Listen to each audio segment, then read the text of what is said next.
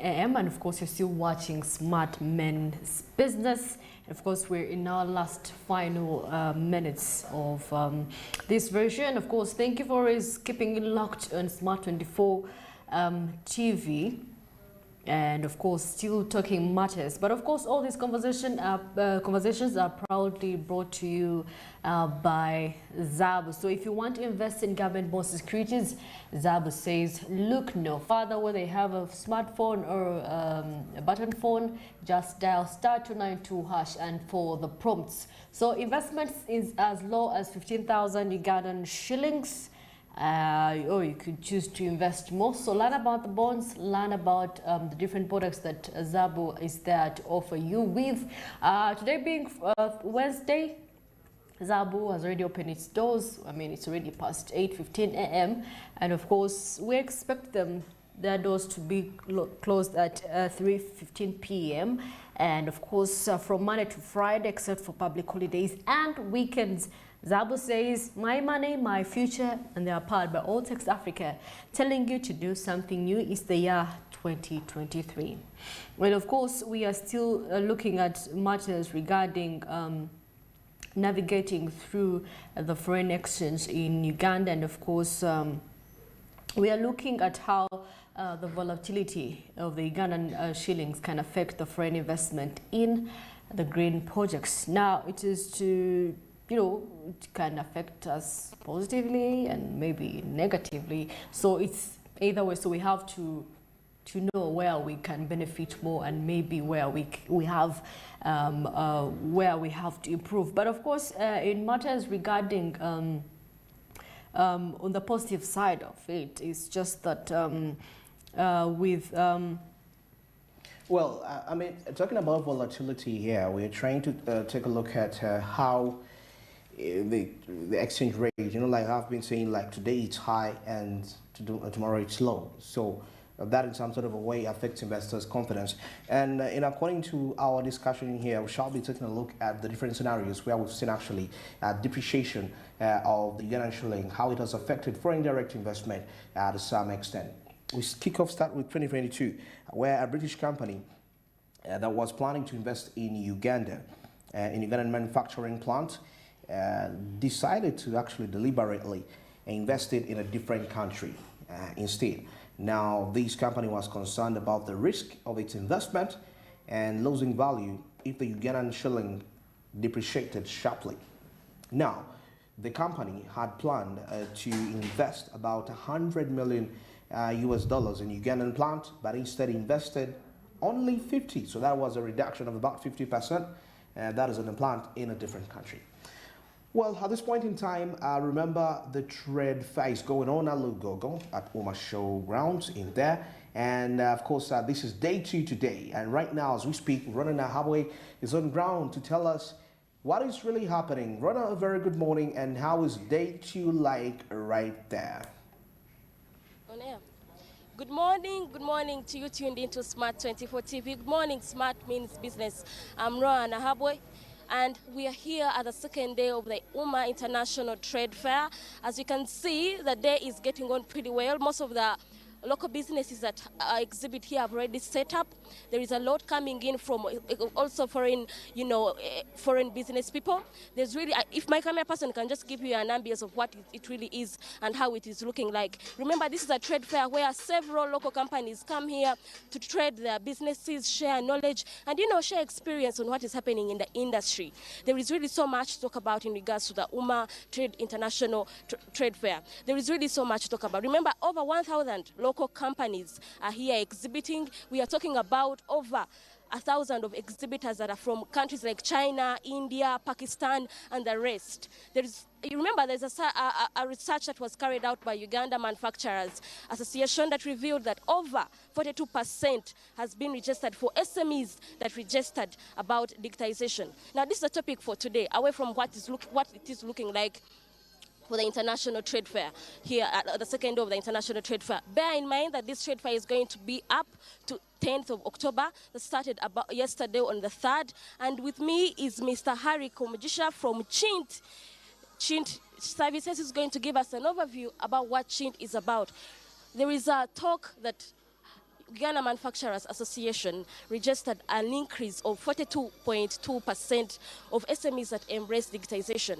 Thank you so much for joining us. And could you give us what you think about that very specific, statistic? Is it worth it? First of all, how is even the industry? Are other local SMEs experiencing in digitization? Are they incorporating it in their businesses? If SMEs are able to record this much in regards to just embracing digitization, how do you think the other SMEs will be able to embrace it? Good morning, and say hello to our viewers. Good morning, madam. Thank you for hosting me. Good morning to our viewers. Well, this is first and foremost, this is Chint Electric. Chint Electric is a global manufacturer for electrical solutions. We are in 140 countries and Uganda is one of them. We have started manufacturing some of the things from here, for example, cables. Through the BUBU policy, we have Standard Cable Corporation, which is our brand for the cables that we are manufacturing here. About the question you've asked, how are SMEs embracing digitization? Of course, it's really everybody right now manufacturing. If you don't get the demand for what you're manufacturing, you will be discouraged. Right now, the easiest way and the most affordable way for every business, you're always looking at how do I cut down costs, how do I maximize the opportunity, how do I get my sales out there. Right now, social media, digital media is the most effective way of reaching your end customers, both to showcase what you are producing, but also to get feedback that will help you on how to improve on your innovation. For us, we are an innovative-led company. So we get a lot of this information, we require a lot of this information for us to come up with new products. So we really encourage all SMEs to embrace digitization. One, for pushing your products out to the market is the most cost-effective way, but also getting feedback that will help you to innovate more and come up with new solutions. Because every person is looking for something new to improve their business, and the only way you can get that is processing the information that comes from the customers who you are targeting to sell to. Thank you so much. Well put, Harry Komudisha. That's a name, right? I would like you to give me an ambience or an overview of what the second day of UMA has been like. We have seen it. I think it kind of looks lively compared to what was here yesterday. Do you think that you will be able to sell more? I know most of you local companies or big companies, you are selling on discounts. Should customers or people that would want to visit here expect discounts? How is the second day looking like? First and foremost, the first day was so good in terms of sales for us. For us, being that we are an electrical solutions manufacturer, first of all, everyone setting up inside UMA, the exhibitors, they had to come here to buy cables, they had to come here to buy bulbs, they had to come here to buy circuit breakers. Most of the exhibitors here are using electrical solutions to showcase the beauty of their products to the end user. So we made a lot of sales from the exhibitors. And then primarily also people started walking in, the customers, the end users, people who are just coming to the UMA show to shop, and they're also buying a lot of things. We have a lot of beautiful things here for domestic use, the lights, the switches and socket, bulbs, rechargeable bulbs, really that people are excited about to have in their homes. And we have reduced the price for these commodities, which you would really not access if it was not for this UMA. So people are excited to take advantage of these price cuts. You've just heard it from Harry. Thanks to this trade show, he has been able to make a lot of sales, especially for the first day. But there are SMEs that didn't get a chance to exhibit here. Perhaps they didn't meet the requirements or they didn't meet the fee. But these are SMEs that would also want to grow. What is your message to them? My message to them is, first, if you didn't make it to, if you don't have the money to come and exhibit here, please get time and come through and learn. Be exposed to other people who are in this business. Find out, network with people who are here. There are lots of people here to learn from. There are lots of customers. There are lots of potential prospects for your business. Try to network and build relationships that are going to help you grow your business in terms of either demand, in terms of partners who can help you somewhere within your supply chain. So I encourage those ones who did not manage to participate as exhibitors, at least to pay the entrance fee. It is really very affordable to come. The knowledge that you'll get from a 1 hour walk inside this UMA show, it can give you a million idea that you'll go there and execute after. Now, Chint, I believe Chint as a company must be experiencing some challenges in regards to, because you're a big company, I believe you import and you also export to the other countries. Yeah. What are some of the challenges you think Uganda Manufacturers Association could be able to address, especially with this timely trade fair? Of course, it is through our association of Uganda Manufacturers Association is to lobby government to reduce taxes. You know, when taxes are really high, it ends up affecting the last price that we put on our commodities to the end user. So somehow we somehow transfer the burden to the end user, but we wouldn't do that if the taxes were subsidized or minimized. So that's our call to Uganda Manufacturers Association, but also to encourage government to through our association to really consider products that are manufactured here, because we have the capacity, we have built the capacity, we have products that fall under the category of Buy Uganda, Build Uganda. We really want to see it going beyond the paperwork and the theory about it and it being practiced. You know, like for cables, we want to participate on government projects, most of the government projects, and any other projects, really to be encouraged for us who are manufacturing some of our products. Thank you so much, Harry. Thank you so much for that insight. Now I'm going to be moving to some of the exhibitors around here at the UMA Trade Fair. And I think my camera person is going to give you an ambience of what it looks like, especially for other companies. I'm moving towards Grace Foam mattresses. I think I should be able to get an insight from them as well in regards to what the second day looks like here at the trade fair.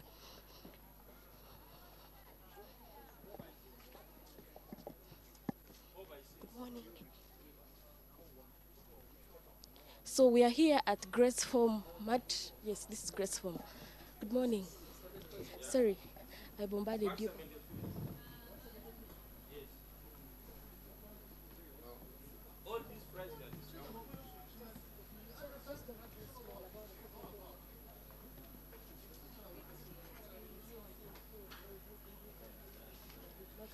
Just here.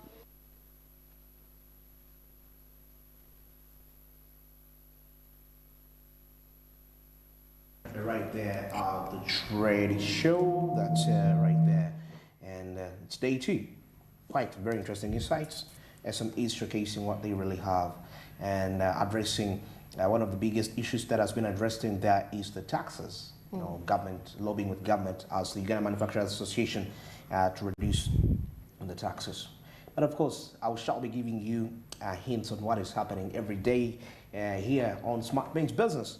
But of course, as we continue with our discussion, we are talking about how the volatility of the foreign, most especially the Ugandan shilling, can actually affect foreign direct investment.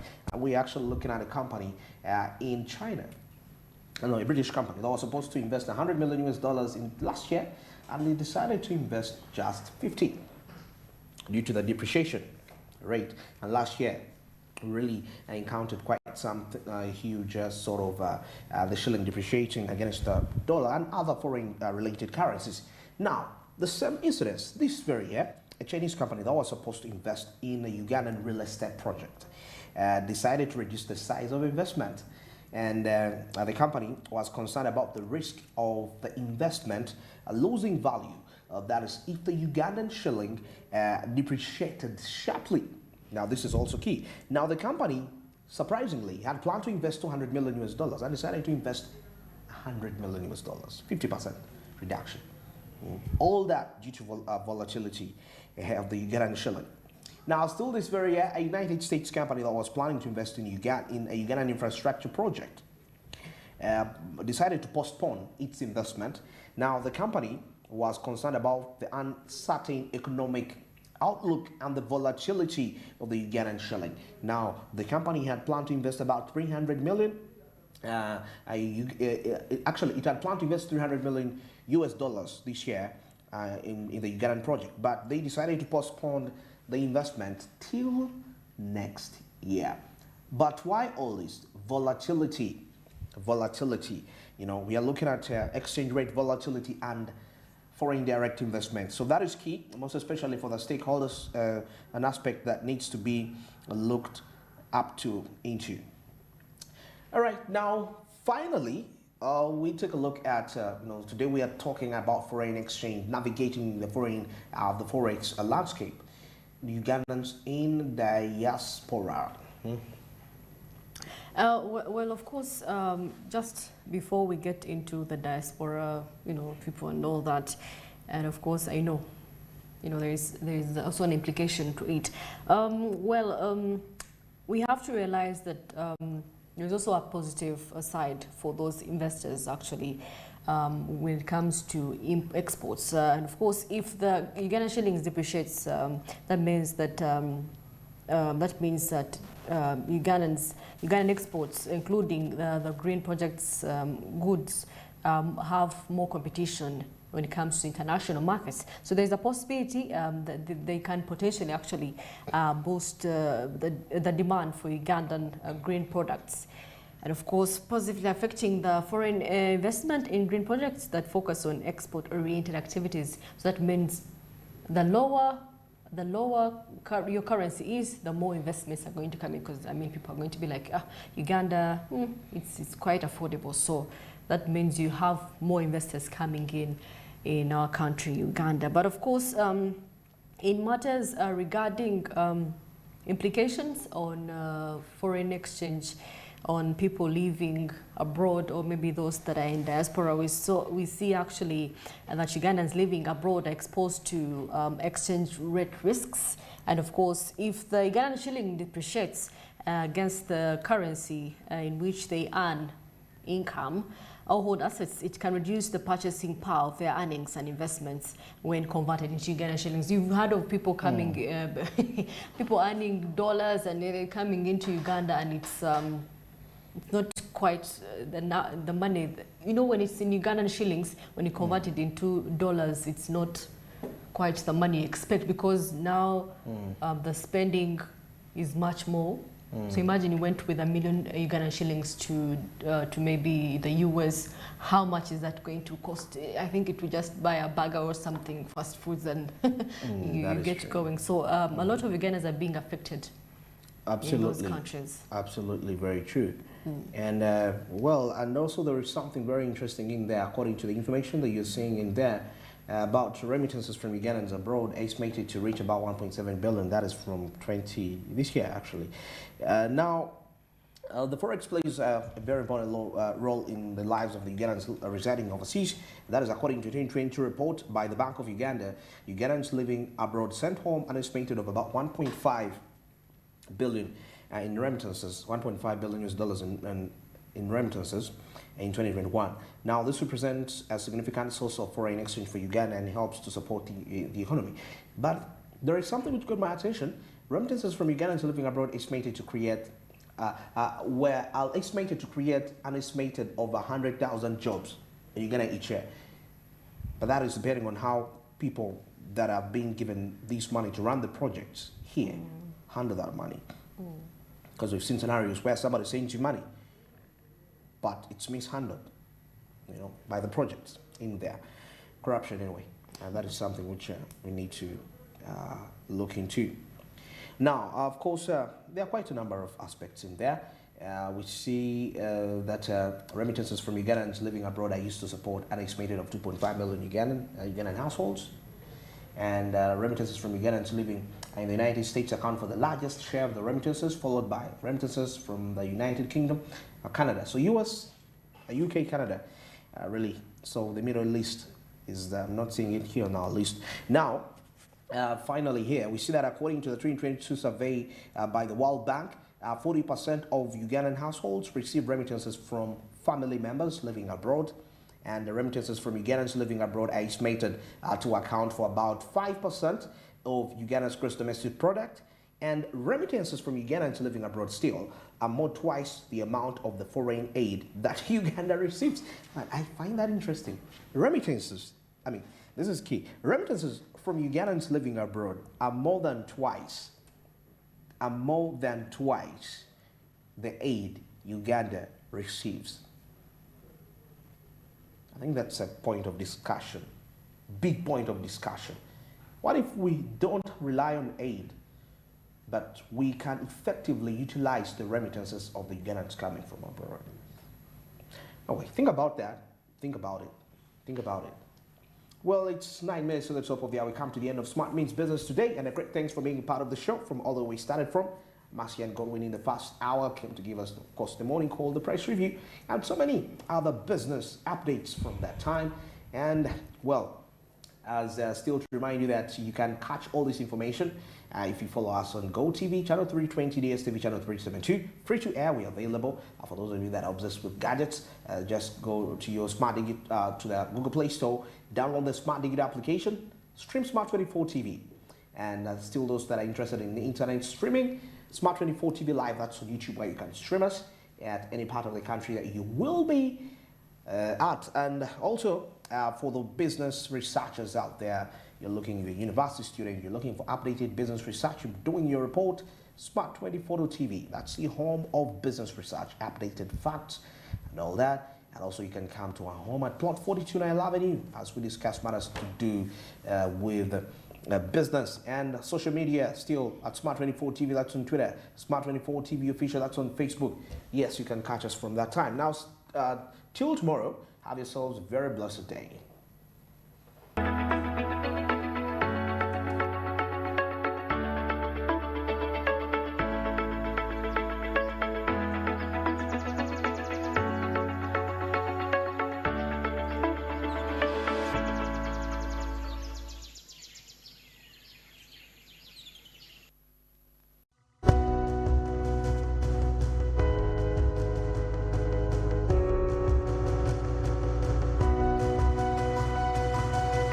Smart 24, driving business.